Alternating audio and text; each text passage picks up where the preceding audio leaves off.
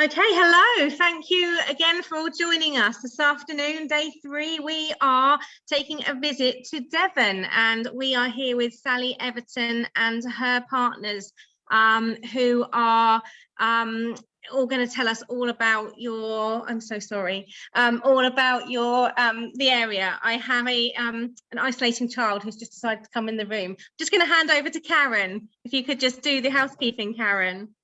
Okay. Hi, everybody. I'm sure by now most of you are familiar, but the order of play this afternoon is that Sally will share with her partners, and you're going to hear all about the lovely Devon. Housekeeping is if you could please remain muted. If you have any questions, you'd like to put them in the chat box during the session, or wait to the end and you can ask them yourselves. And we hope you enjoy this afternoon's session. So I hereby hand over to Sally. Thank you, Karen. And hello, everybody. I always say pure heaven, welcome to Devon, because obviously that's one of our real highlights here. Very briefly, Devon is one of the most diverse counties in England, which many of you will know. We're the only county that has 2 coastlines, 2 national parks, 5 areas of outstanding natural beauty, and numerous UNESCO sites, 3 in fact. So that is quite a lot to do. We also have 2 vibrant cosmopolitan cities, and I have 2 of those partners on board today, which is Jo Butler from Destination Plymouth and also Debbie Lewis from Exeter, from Visit Exeter. We're also covering our coastlines as well, which is going to be covered by Angie from the English Riviera. So we've got quite a diverse presentations to show you today, but we're going to start off with a few from me. So sadly, I've got a technical hitch. My Dropbox won't load my video, unfortunately, on my thing, so we're doing it this way. I'm going to be Chris Whitty style today, so I'm going to be going next slide, please, Elaine. Can we just go back 1, if we may, please? Just to the map, if we can. Sorry, there you go. Just to let everybody know, we're very easily accessible. I always say that Devon is actually the suburbs of London because we're very easy to get to by rail. GWR comes straight down from London to Exeter, which is 2 hours and 5 minutes, going then on to Plymouth and also covering Torbay, but also covering North Devon. So we're very easy to get to by train. We have the M5 and the A303, so connectivity by road is reasonable as well. And of course, we have Exeter International Airport, which again has many domestic flights, so coming down from Aberdeen, Glasgow, Manchester, Norwich, Dublin now, and many others, as well as European. So we're well connected. Next slide, please. Beautiful Haytor. As I said, we do have 2 national parks on Devon, and that's just an image of Haytor, which is thousands of years old and is wonderful. I always say, and this is where I laugh with the Great West Way team, you can touch our rocks, you can climb our rocks, and you get the most spectacular views when you're at the top of our rocks. So that's one of our most spectacular sites in Devon, which is right on the top of Dartmoor. Next slide, please. As you can see, we've got really beautiful countryside. We have rolling Devon hills, which is rich for food and drink. So we keep a traditional breed down here with red ruby cattle, which is the deep red, which really match some of the soil conditions here. So we've got spectacular countryside, which produce an abundance of wonderful food and drink. Next slide, please. Coastlines are to die for. We do many, many sports down here. We've got the North Coast, which tends to be more rugged. So the surfing, the paddleboarding, the coast steering, and then much more for your seaside bucket and spade type holidays with the soft sandy beaches on the south. So which again have many, many of these have rolling backdrops of countryside.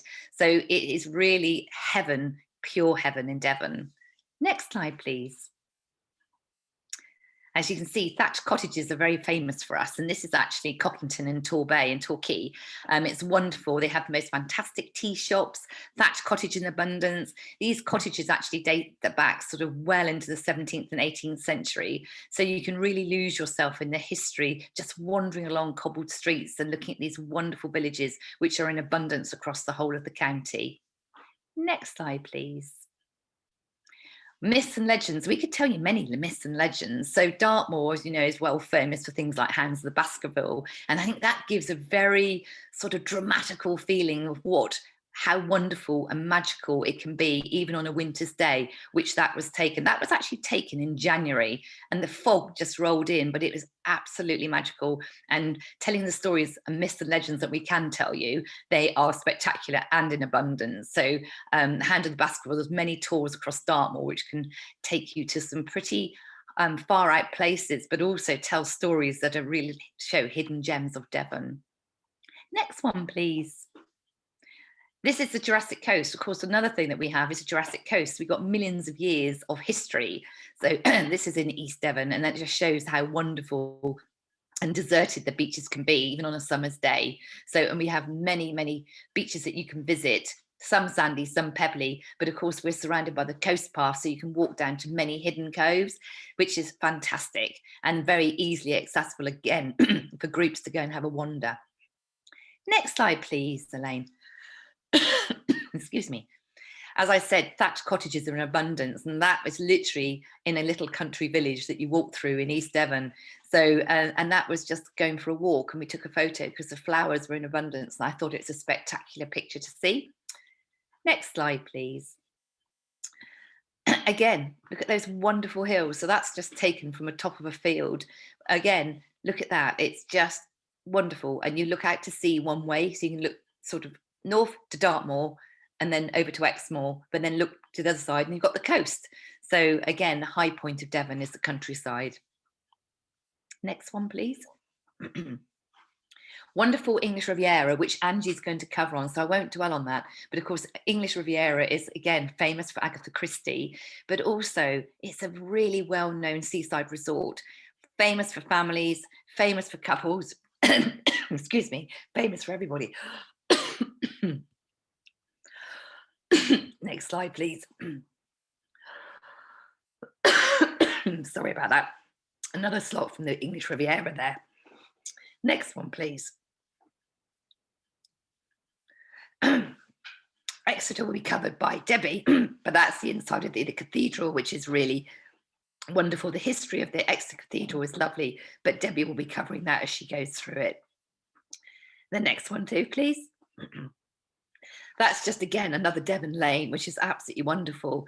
So again, you can explore these hidden gems and it's absolutely beautiful. The next one, please.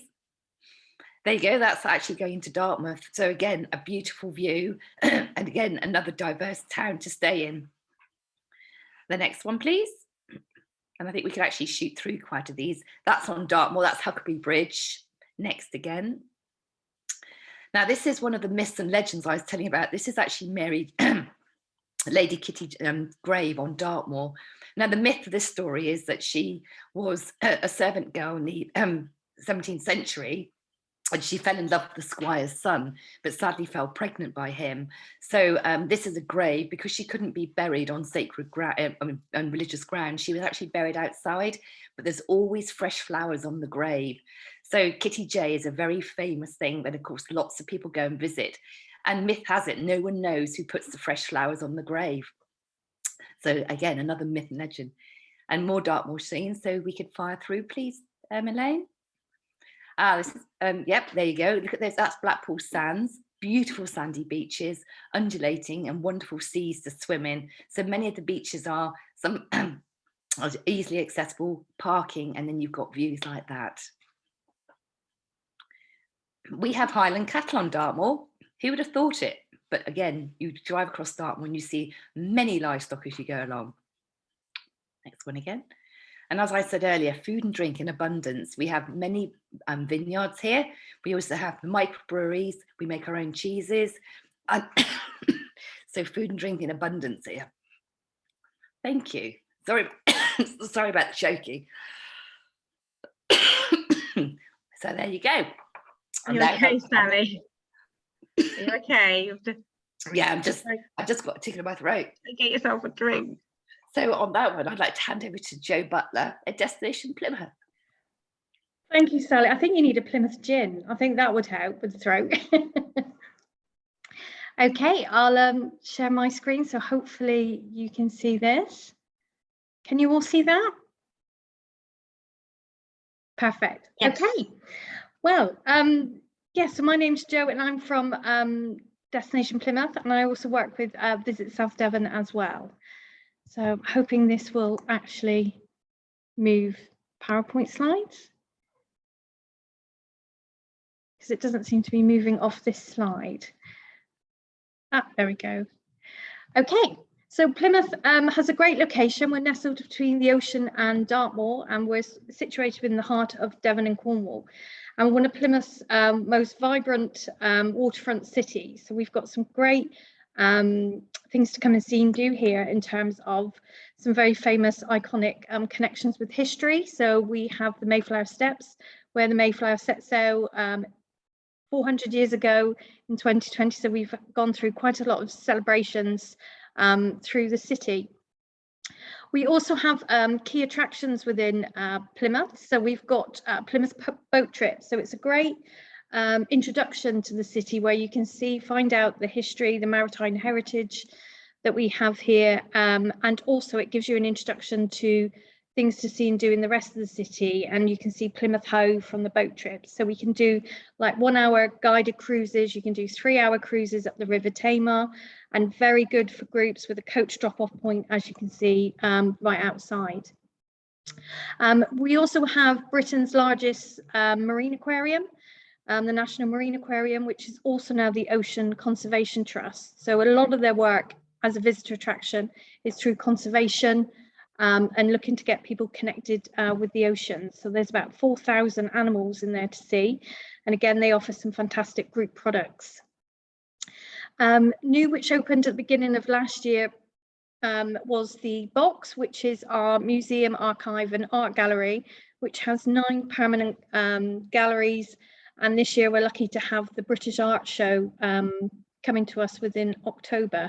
And again, they do some very special curator tours, behind the scene tours, and these wonderful figureheads that you can see here, there's 13 of them have been done, and you can have a private curator tour of that as well. We're also home to Plymouth Gin, so the world famous gin distilleries here in Plymouth, and you can have some guided tours there. You can have some tours with a master distiller. You can also have some private tours in terms of tasting and finding out how the gin is made. And that's our connection again with Dartmoor, because it uses Dartmoor spring water. We also have launched for this year is the Dome at Market Hole. So that's a 360 immersive experience where you can go in and they play different sort of films, again connecting, looking at astronomy, looking at the ocean. So you can actually experience deep sea diving whilst laid on the floor within a 360 dome. So they're looking, they've developed some great group tours in there as well. One of the key destinations within Plymouth is it's called the Royal William Yard. So that's a collection of Grade 1 listed buildings, which has become very much like a lifestyle destination within the city. So there it's full of fantastic restaurants, wine bars. Also, you can do boat trips from there. As you can see, the fantastic views from the waterside. It's on the southwest coast path. And also you can do wild swimming from there, stand-up paddleboarding. It's quite an abundance of things to do. So very much sort of an evening sort of entertainment place to go within the city. We also have a fantastic range of accommodation, both in the city centre and within the surrounding area. We're lucky to have a Crown Plaza. We've also got a Borrington Hall, which is a 5-star hotel, which has an amazing spa called Gaia Spa, which is voted #1 in Europe by Condé Nast. And we've got various sort of independent and local properties within the city, and a lot of them work with groups and are happy to do travel trade rates and group rates. So just to give you a quick overview on what's happening this year in Plymouth, we're delighted to be hosting Sail GP. again, so that's sort of the on the water experience of a Grand Prix. In terms of boats coming into the city, it's normally around July, so it is in July of this year. We also host the British Firework Championships, and that's in August, and that's from Plymouth home. So you get the sort of view, if you like, of the fireworks going off within Plymouth Sound. We're delighted to have Moxie Hotel opening a new property within June, and that's going to have 200 bedrooms right in the heart of the city centre. We've got the Dome at Market Hall, which is our 360 immersive experience. And one of our big messages for this year will be the National Marine Park. So Plymouth will be the first city in the UK to have a national marine park, which is the equivalent of something like Dartmoor, Exmoor, but this is on the water. And we're developing at the moment a lot of tourism and group travel product around that. So what that would look like, and it's all about conservation of the marine park and getting people on and in the water as well. In terms of itineraries, just to help, we've got a whole group section, travel section on the Visit Plymouth website. We've done various itineraries ranging from things like maritime heritage, industrial, military. We're a city which has very strong connections with the Navy and the Marines, so there's a lot of military connections here. We've also developed a Napoleon itinerary in line with the anniversary last year. And we've got various other itineraries of things to do 48 hours, so we can send them through to you as well. So that's everything from me. We hope to see you in Plymouth very soon. Thank you, Jo. That's brilliant. I can actually talk again now, which is thank goodness. So apologies for my struggling through on my bit. I'd like to hand you over now to Angie from the English Riviera, who I think is going to share a video with you all. So thank you. Over to you, Angie. Thank you.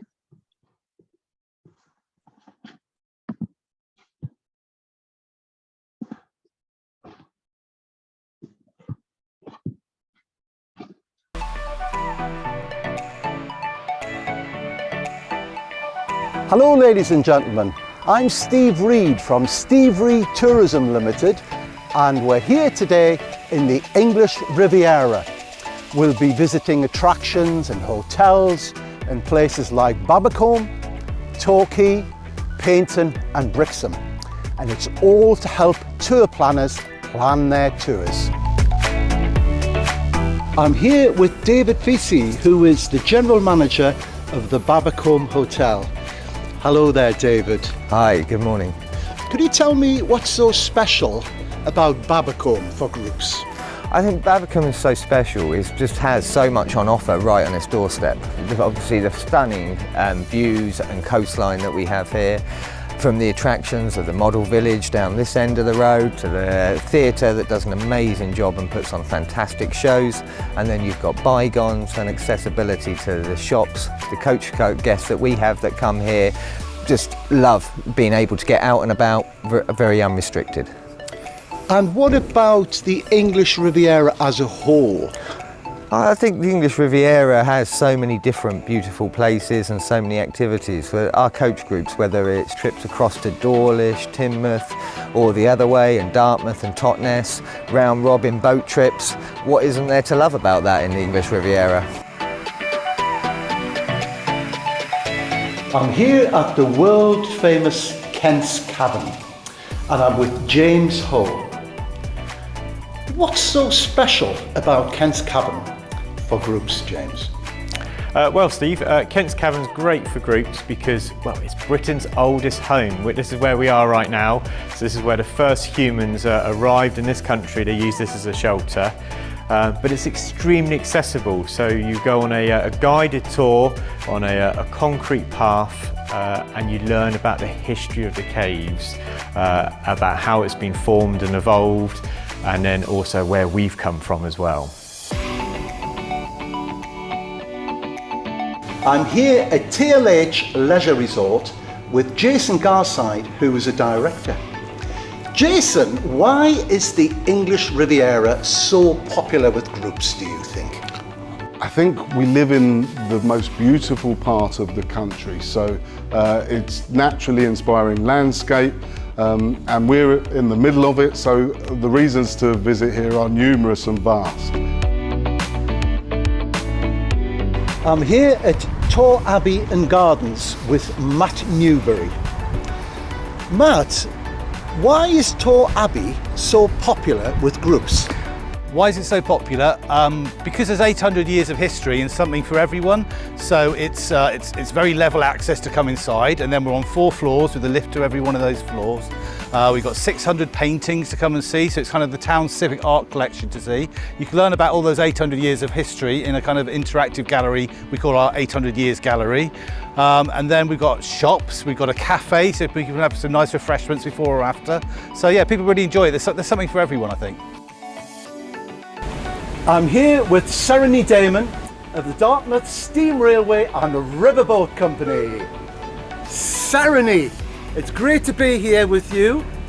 Tell me about the group offer. Well, firstly, Steve, welcome to the Dartmouth Steam Railway here on the southwest coast in the beautiful English Riviera. The offer for coach parties, we have an array of trips of steam trains, riverboats, sea trips, bus trips, and also a paddle steamer as well. And can they choose between full or half-day excursions? They certainly can, yeah, depending on what the coach parties are looking for. You've got half-day excursions, full-day excursions, where you could just do the steam train trip, or you could do a steam train trip with the boat trip. The choice is yours.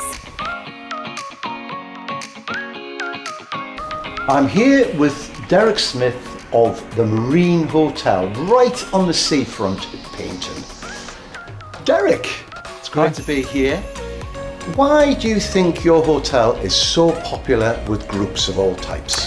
Well, it's a great question, but I guess we've done everything we can to make the hotel suitable for the coach traveller. We've done our very best to take all the steps away, so they've got level access into the hotel. We've got a lift that goes up and down. There are a few stairs upstairs that they might have to negotiate, but and we've made all the rooms like we think comfortable for everybody. Rooms that we think that they would like to have at home. All with beautiful en suites, beautifully finished. And we've got such a great position as well. I'm here with Maureen McAllister at the Palace Theatre in Paignton. Maureen, why is the Palace Theatre so popular? Well, I think it's because it's such a versatile venue. So we have the main auditorium where we're standing now that takes 380 people. Got a fantastic programme of evening events all throughout the year for all different sorts of people and all different sorts of entertainment.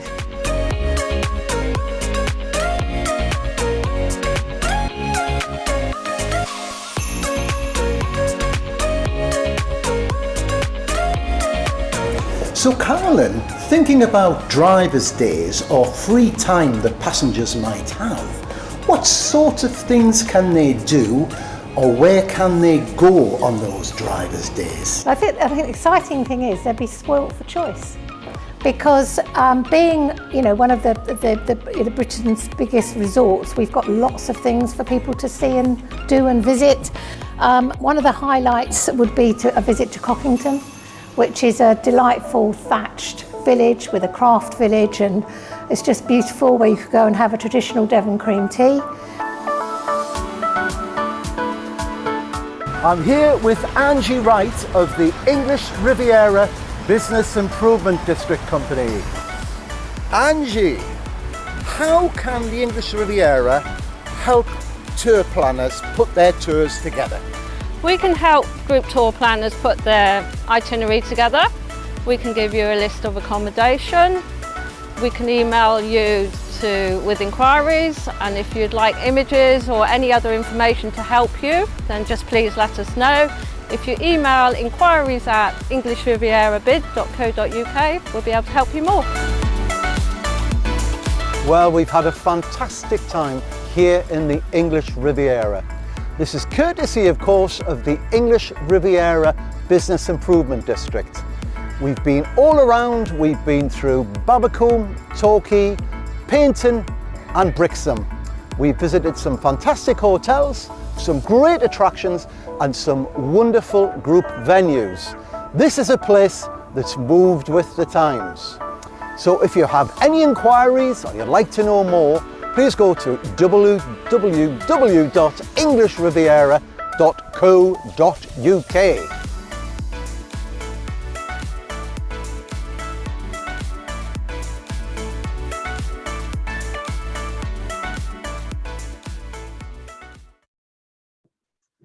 Thanks everyone. We hope you enjoyed our video. Look forward to seeing you soon. Thank you, Angie. That was great. And I think that really showcases Torbay and everything that it has to offer. And as you say, ideal for groups. So do bear that one in mind. Next on, I'd like to introduce you to Debbie Lewis from Visit Exeter. So Debbie, over to you. Thank you, Sally. Right, just going to attempt to share my screen.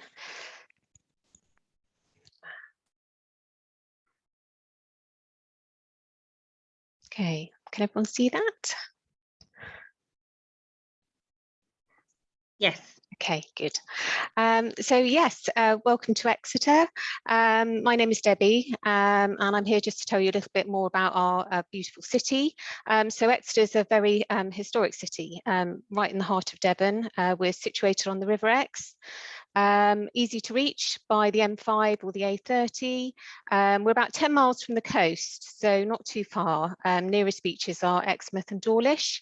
We're also close to Dartmoor National Park, which Sally's already mentioned. So we're a great base, really, from which to explore the rest of Devon. I've got a film here. So hopefully you can see this. I can't hear it. Okay. Did you want me to share it? Yes, please, Elaine. Thank you.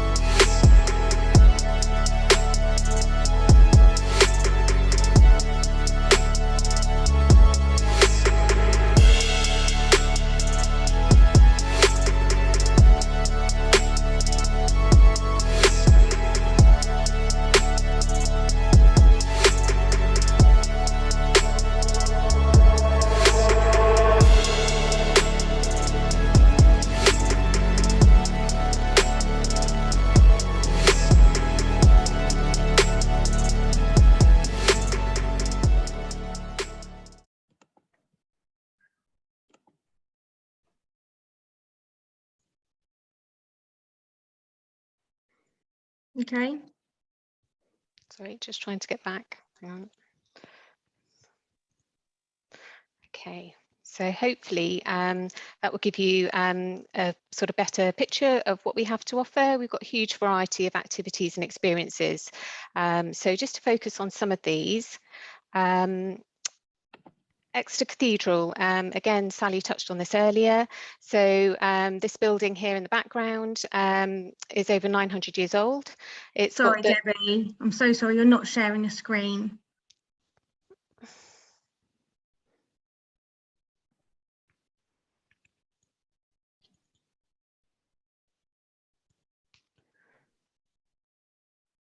Yeah. Yeah. Can you see now? Yeah, thank you. Okay. All right. So I do have to apologise. My colleague Claire was actually meant to do this presentation. Her child has gone down with COVID today, so we had to do a quick handover. So do bear with me. So yeah, Exeter Cathedral, this beautiful building in the background here, it's over 900 years old. It's got the longest stretch of unbroken Gothic roof vaulting in the world. So it's a really unique historic building. The cathedral run a range of group tours, so suitable for all all interests, and they can be tailored to suit your group. They also run evening tours and a roof tour. So if you're brave enough, you can actually go up onto the North Tower and you get beautiful sort of panoramic views of the city from there. We also have the Royal Albert Memorial Museum. So this is actually free to visit, award-winning museum, 15 galleries of displays.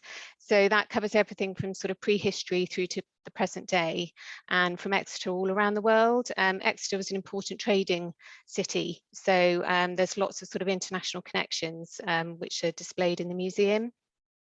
So there are ticketed activities at the museum, such as tours, hands-on learning, talks, and these are very sort of reasonable in terms of the cost. They can charge as little as £2.50 a person. So again, another affordable option for your group. We've got underground passages. So these are medieval passages that run under the city.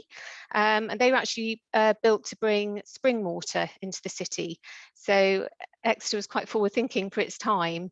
You can actually visit these passages. They are quite dark and narrow, so not for the claustrophobic.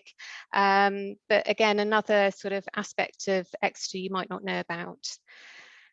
We have our Redcoat guides. These are our amazing volunteer guides. So they offer walking tours, again, covering different aspects of the city's history. You can actually book a group tour at a time and date to suit you. And they're a font of knowledge for all things Exeter. We have our quayside. So I mentioned we're on the river. So it's a beautiful part of the city, cafes, restaurants, pubs. You can hire a bike, you can go canoeing, you can explore antique shops. There's the Custom House Visitor Centre. So again, this is a free attraction to visit on the quayside. You can also watch a film about the city's history from Roman times through to the present day there. Shopping, everyone loves a bit of shopping, and again, Exeter is a great place for that. So we've got everything from big name stores to lots of smaller independent retailers. So yeah, a great place to shop. Food and drink. Again, a huge highlight of our area. We're very lucky that we have amazing producers in and around our city. We have our own Exeter gin. Sorry, I'm competing with Joe with Plymouth gin.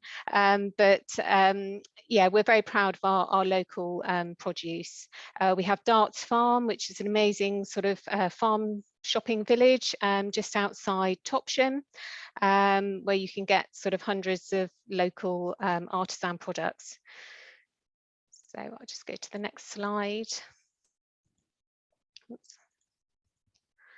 So lots of events happening throughout the year. This is just a snapshot of some of them. So we kick off in the spring with our Exeter Festival of Southwest Food and Drink. We have garden shows, craft festivals. We have summer jazz on the quayside, Heritage Open Days, and then it all culminates with our Christmas market, which runs between November and December on Cathedral Green. Coach parking and drop-off, again, is very easy. We have coach parking on our quayside, and that's very reasonably priced. We also have dropping off points closer to the city centre on South Street, which is just a sort of stone's throw from the cathedral and the centre of the city.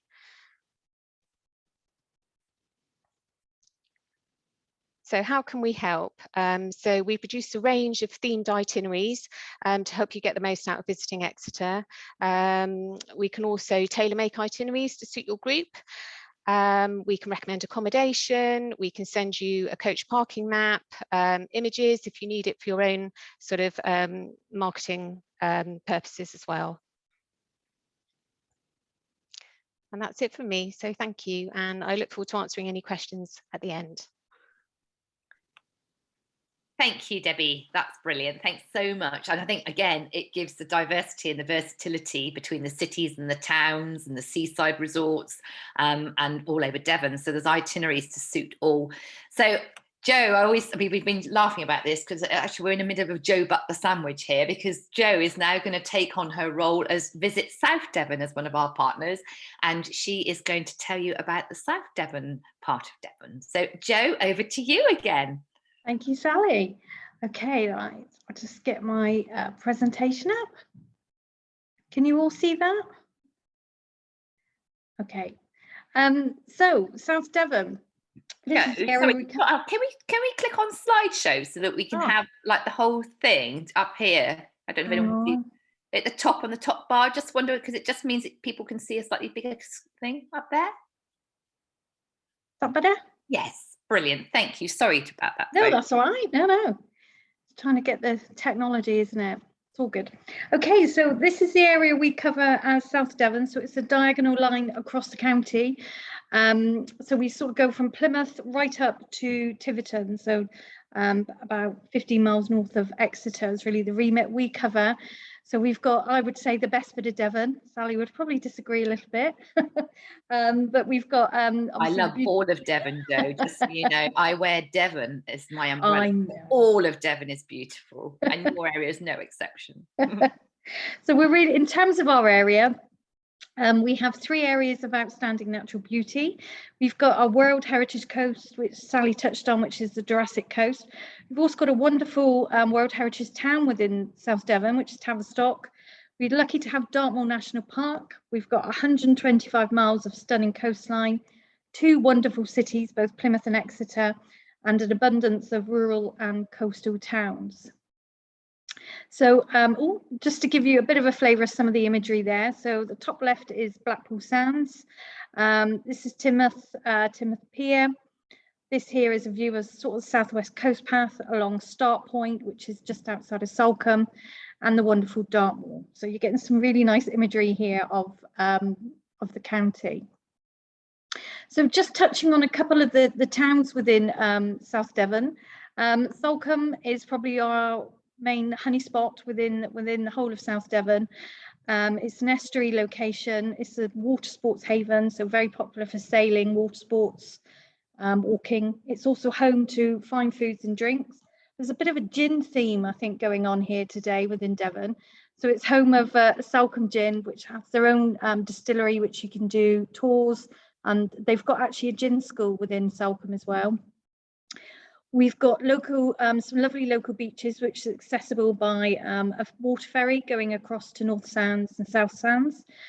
Salcombe is very much sort of the Monaco, I think, of Devon in terms of it's sort of quite higher end luxury with some great luxury accommodation, independent hotels there, and wide range of boutique independent shops. We just down the river, or just along the coast, we have Dartmouth. So Dartmouth, again, located on the coastline at the mouth of the River Dart. It's rich in maritime history and heritage. So it's one of the Mayflower 400 destinations, so where the Mayflower actually stopped off en route. So there's a lot of new itineraries that have been developed over the last 2 years about product that links Dartmouth and obviously Plymouth together. It's a great town for water sports again. Some great events going on there in terms of the Dartmouth Regatta, which takes place in August time. And then obviously we've got a really good food festival as well. So Dartmouth has a lot of great fresh seafood and cuisine to see. Crab is very popular through the Salcombe Dartmouth area, and people tend to have that when they come and visit. And Dartmouth is also the home of the Britannia Royal Naval College, which is where a lot of the senior royal family have been and trained, and they do offer guided tours for groups. So it's quite a special occasion if you can get in there and have a tour around the college. One of the other lovely towns we have on the coast is Exmouth. So that's situated on the Jurassic Coast, really accessible for the Southwest Coast Path. They've got some excellent group-friendly attractions around Exmouth, including Stuart Line cruises, which is a really great way of actually seeing the whole River Exe and the Exe estuary, sort of touching on what Debbie was saying as well, connecting up what you can see there. So they do like 90-minute cruises, and they also do things like a guided bird watching cruise as well. So very much specialising in groups, and very active in the groups market. But also Exmouth at the start of the Jurassic Coast, which then goes on into Dartmouth as well. So in terms of just touching back with Exmouth, also with Sidmouth, it's a really popular area in terms of accommodation for groups. So there's a lot of the properties and hotels there work very closely with G2Os and the travel trade.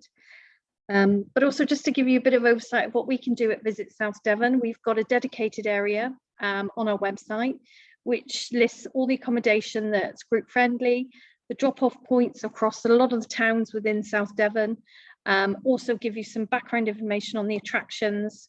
We've got town maps on there and also itineraries. So the itineraries are done by town. So we've got Dartmouth, Salcombe, Exmouth, etc. Town maps on there or itineraries. And we're also developing now some more thematic itineraries, looking at sort of STEAM connections, industrial heritage and gardens within South Devon. So we're going to have a bit more product and information. And we've got an opportunity for you to sign up for our travel trade newsletter as well. So again, that's just giving you a whistle-stop tour of South Devon. We're here to help create itineraries and product for you for your next visit to the area. Thank you.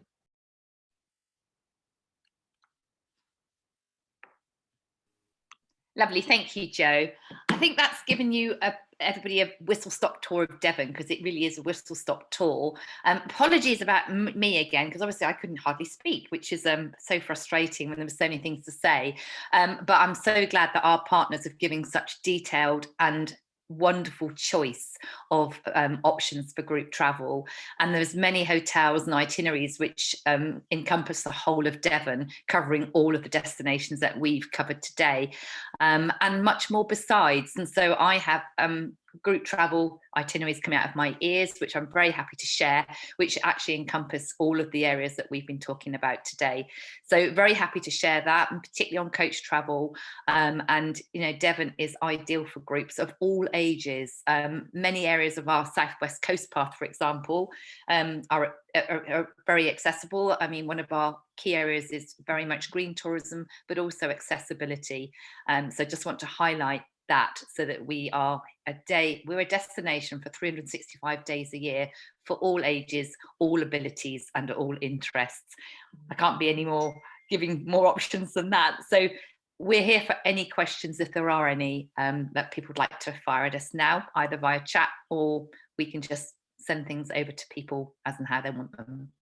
And again, thank you so much for coming today. Thank you, Sally. Has anybody got any questions? No.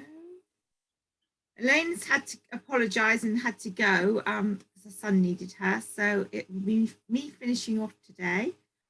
So we will be sending out an email with a link to this recording, so please share it with anybody that you think might be interested, and there will be lots of other information. We've got another 2 tomorrow, which, if I remember rightly, is Aberdeenshire and, oh my goodness, I've forgotten the other one. And then Friday we've got Portsmouth, and finishing off with Visit Richmond. And the other one tomorrow is 1066 Country. So a few more to go. Hope to see you again. I see, Margaret, you've been popping in quite a lot, if not everyone. So thank you very much, and all the others that we've seen. And look forward to seeing you all tomorrow. And thank you also for all the Visit Devon partners. That was brilliant. Thank you. Thanks for giving me the opportunity. Thank you, Karen. And thanks all to my partners as well. See you tomorrow, anybody. Bye. Thank you. Bye. See you tomorrow.